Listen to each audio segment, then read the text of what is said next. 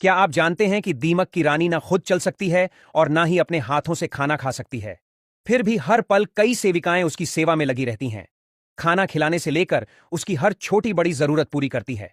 लेकिन एक दिन रानी दीमक एक ऐसी चौंका देने वाली गलती कर बैठती है जिसके कारण वही सेविकाएं उसे भूखा रखकर तड़प तड़प कर मरने के लिए छोड़ देती हैं।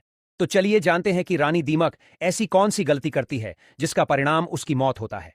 दरअसल दीमक की रानी ऐसी जीव है जिसके दम पर दीमक की पूरी कॉलोनी चलती है और वह पूरी कॉलोनी की मां होती है। ये रानी दीमक के लिए एक अलग से राउंड शेप में एक कमरा होता है। दिखने में यह रानी 2 इंच लंबी, मोटी और भद्दी होती है और उसका मुंह इतना छोटा होता है कि दूर से दिखाई भी नहीं देता। दूसरी ओर दीमक का राजा कद में रानी से छोटा होता है और वो आमतौर पर रानी की आसपास ही रहता है। साथ ही रानी की आसपास उसकी सेविका होती है जो रानी का पूरा ध्यान रखती है, जैसे कि खाना खिलाना, मालिश करना, अंडे साफ करना। रानी का शरीर इतना बड़ा होता है कि वो खुद से खाना भी नहीं खा सकती। कॉलोनी में रानी का काम सिर्फ अंडे देने का होता है। वो दिन रात बस अंडे देती रहती है। वैज्ञानिकों के संशोधन के हिसाब से रानी दीमक 1 मिनट में 60 अंडे देती है, जिसका मतलब है कि 24 घंटे में तकरीबन 80,000 जीतने अंडे देती है। जैसे जैसे रानी दीमक अंडे देती रहती है, वैसे वैसे वर्कर इन अंडों को साफ करके उस कमरे में रख देती है जहां अंडों को स्टोर किया जाता है। फिर इन अंडों में से बच्चे निकलने में 1 महीने से लेकर 3 महीने तक का समय लगता है। यह समय वातावरण के हिसाब से कम ज्यादा होता रहता है। अगर ज्यादा गर्मी होती है तो बच्चे को बाहर आने में ज्यादा समय लग जाता है। दीमक के छोटे बच्चों को निम्फ्स कहा जाता है। ये बच्चे दिखने में एडल्ट दीमक जैसे ही होते हैं, लेकिन कद में उनसे छोटे और नाजुक होते हैं।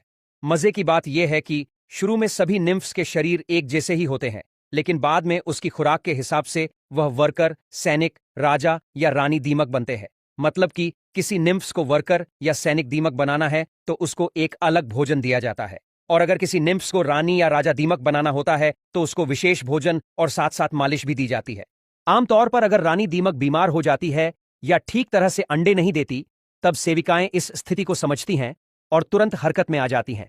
वे रानी को विशेष और ज्यादा भोजन देने लगती हैं और उसकी मालिश भी करने लगती है, जिससे रानी दीमक को ज्यादा ताकत मिले और वह फिर से अधिक अंडे देने लगे। लेकिन अगर रानी दीमक पूरी तरह से अंडे देना बंद कर देती है तो सेविकाएं उसको खाना देना बंद कर देती है और उसे भूख से तड़पकर मरने के लिए छोड़ देती है। क्योंकि रानी दीमक अंडे नहीं देती तो रानी उसके किसी काम की नहीं रहती।